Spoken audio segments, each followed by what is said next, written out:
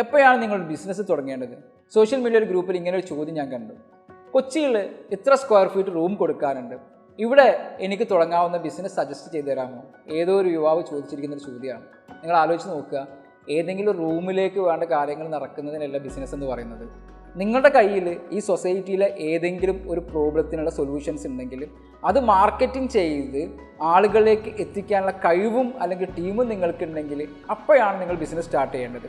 കറക്റ്റായിട്ടൊരു problems നിങ്ങൾ identify ചെയ്യുകയും അതിന് എൻ്റെ അടുത്തുള്ള ഈ പ്രൊഡക്റ്റ് അല്ലെങ്കിൽ സർവീസ് ബെറ്റർ ആണെന്ന് തോന്നുകയും ആ സർവീസ് ഉണ്ട് എന്നുള്ളത് ജനങ്ങളെ അറിയിക്കാനുള്ള കപ്പാസിറ്റി എപ്പോഴാണോ നിങ്ങൾക്കുള്ളത്, അപ്പോൾ നിങ്ങൾ ബിസിനസ് തുടങ്ങുകയാണെങ്കിൽ വിജയിക്കും. അല്ലെങ്കിൽ പൂട്ടിപ്പോകുന്ന ബിസിനസ്സിൽ നിങ്ങളുടെ ബിസിനസ്സിൻ്റെ പേര് ചേർക്കപ്പെടുകയും സാമ്പത്തികമായിട്ടുള്ള വലിയ ബാധ്യതയിലേക്ക് എത്തുകയും ചെയ്യും.